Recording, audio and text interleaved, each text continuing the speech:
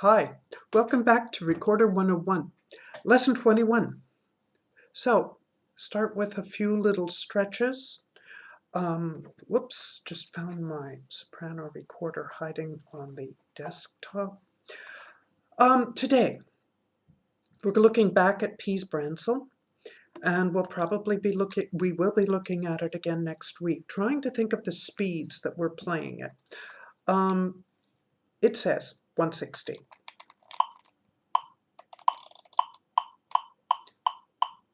That would be a pretty fast dance.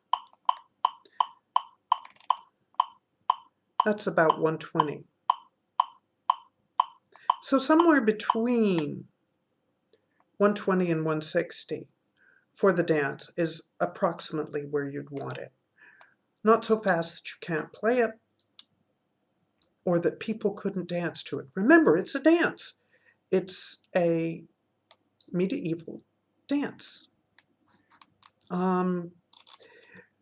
Next week, we are aiming for trying to get our playing between 80 and 100 on the metronome.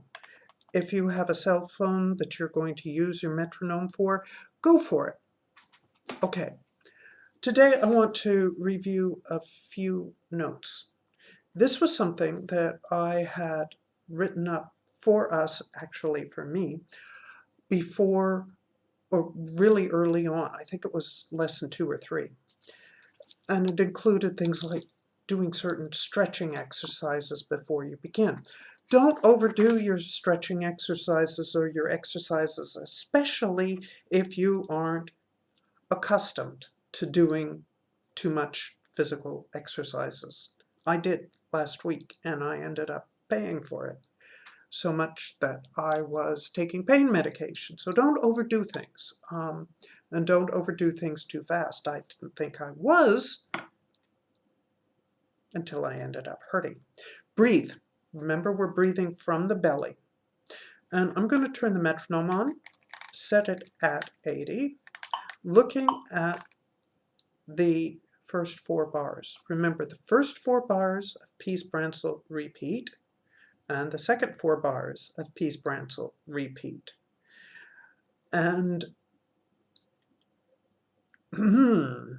technically speaking, we should be able to get through the first 4 bars before we take a breath and repeat, and then we should be able to get through the second 4 bars before we take a breath and repeat.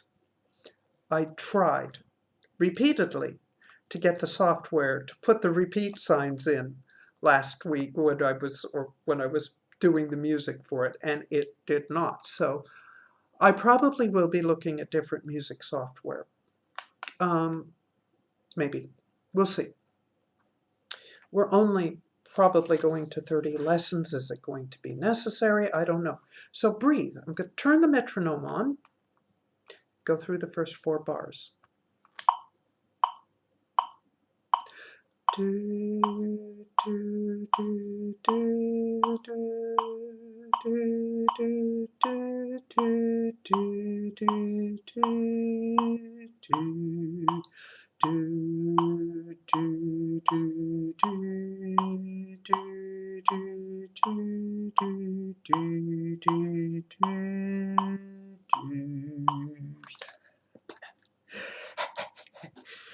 So breathing at 80, then trying it again at 100.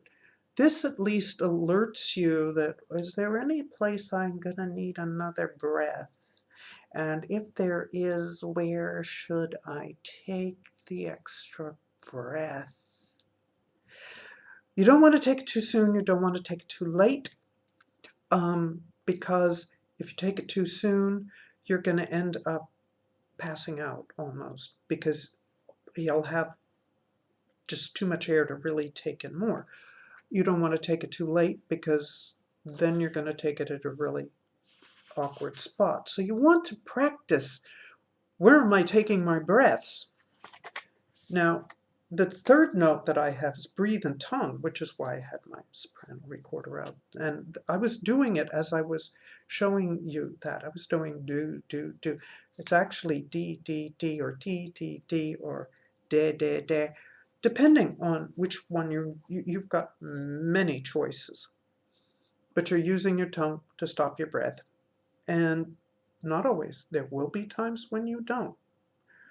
Actually, if you're playing alto and playing the second line of music here, there is something in the second 4 bars of music, mentioned it the last time, the 2 Fs that get tied together. So instead of going D, D, it would be D. But sometimes it goes D or D, and that's the tied note together. So practice, finger dexterity. Getting out my soprano recorder. The finger dexterity is important to practice. I found this morning when I first went to practice this, and even later, I found that going from my C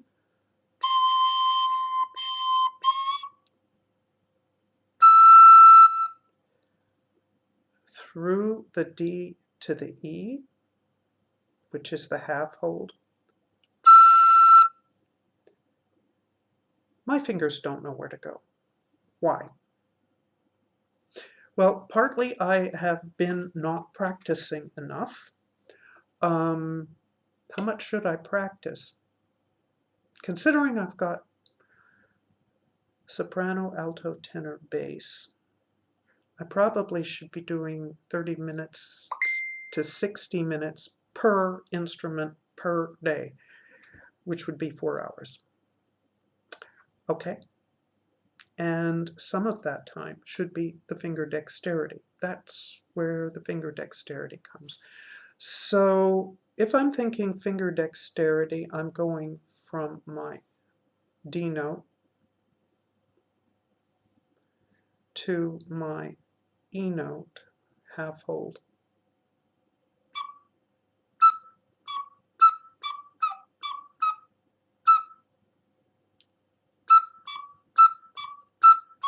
Does that sound familiar? As we started at the very beginning, the D, D, D, yeah, that. So finger dexterity, do you have to do it with sound? No, you can do it silently. If you're watching the news, that might be a good time for silent practice.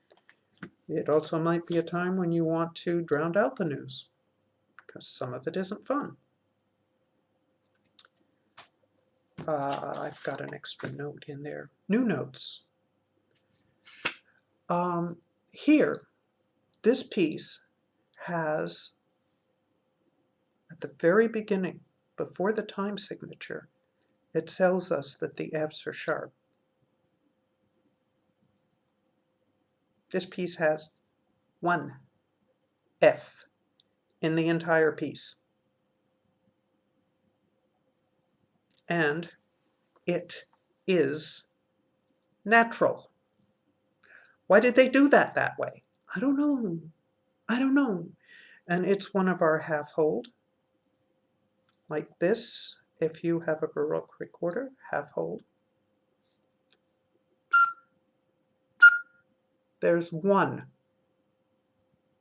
F. And the 1 F is natural. Nice. What are your goals? Is this one of the dances you really want to play? It is a dance I want to play, and I am going to be working on it. And it's a dance that I want to play the bass recorder on. That's one of the reasons you see me sprouting recorders everywhere today, is because it's got to be practiced. So think of the different areas that you're working on each time. Note, something I've said many times, or I think I've said it many times. We can have a soprano recorder and start with a soprano recorder, because that's what many of us did start with when we had our bad experience, or that's what happens to be hidden in a drawer somewhere.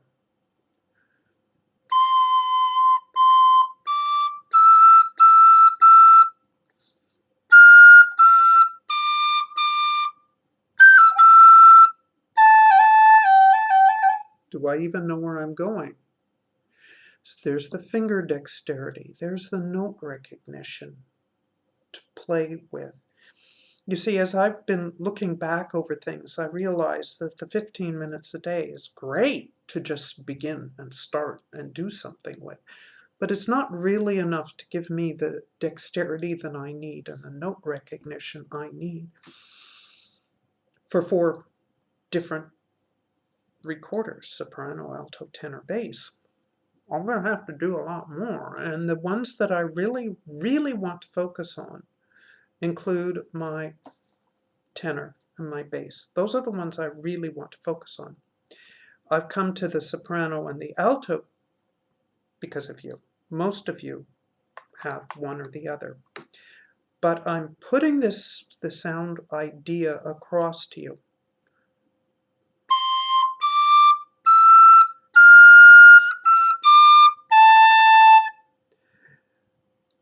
Are those the sounds that you are really wanting? There's the advantage of the soprano going down to C. So many pieces have a C in it. What are you supposed to do if you don't have a C? Tenor, the alto. You could play this line, this same top line, with the alto. And how is that going to sound? Remember, the C, here's the C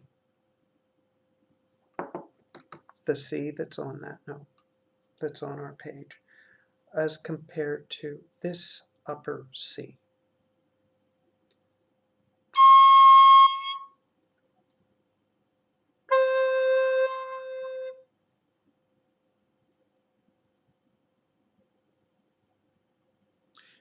Remember, our soprano recorders, that C that I just did on the alto, is the same as full C. So this C that we're missing, actually, the soprano recorder is a full octave higher.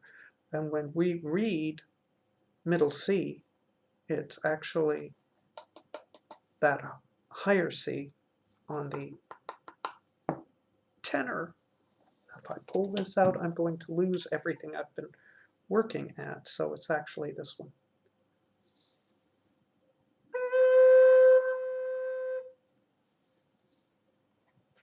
Which is very discouraging for us. Those of you who, yes, I really, really, really want to keep my recorders warmed up. So when we're thinking of this same piece on the tenor,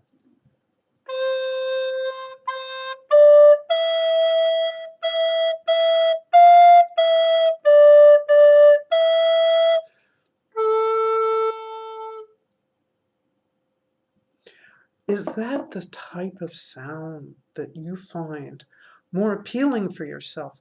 My tenor recorder basically, not tenor, excuse me, my alto recorder probably cost me about 30 euros, which at the time was about equal to $30. So it wasn't much. It's so what are the sounds that you want to be able to play this? If I think of the second line, which is what I would have said the alto would be playing, then I've got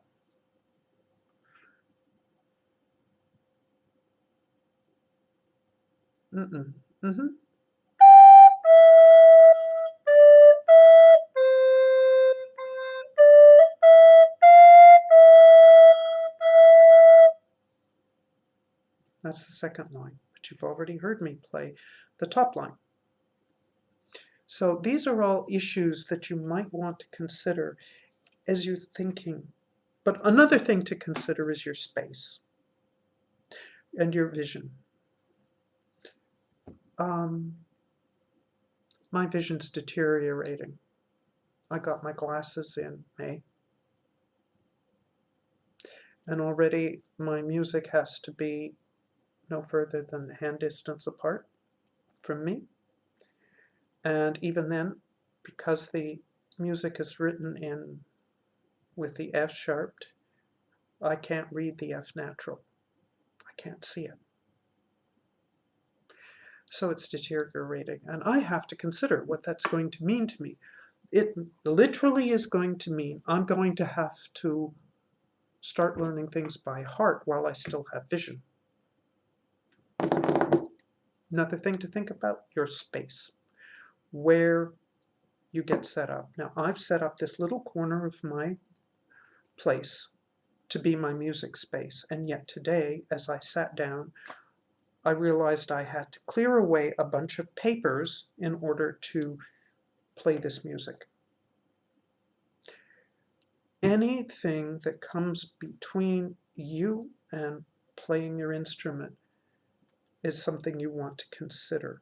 How much time are you going to give to it? How much time do you need to give to it?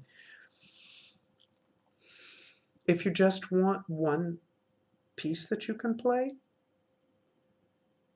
set aside enough time and memorize that one piece. That is a wonderful, wonderful thing to do. It doesn't matter what instrument you do it with. My memorable piece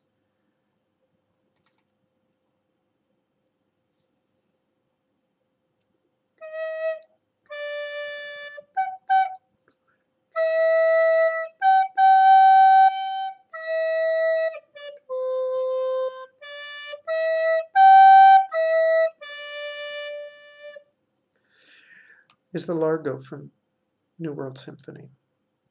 I learned that when I was 19. And every time I picked up my recorder, once a year, once every 10 years, I played it. I could play it. It was enough. And now I sprout recorders everywhere. But I do realize, I've realized in the past week that, I'm losing my vision. Blind in one eye, only have the one. Do need to speak to the doctors about that.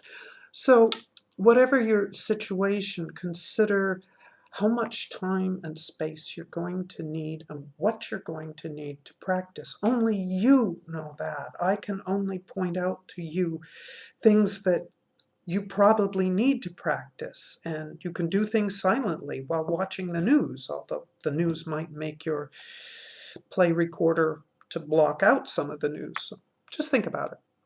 Meanwhile, have a great day, and we'll see you next week, aiming towards playing our Pease Bransle somewhere between 80 and 100 on the metronome.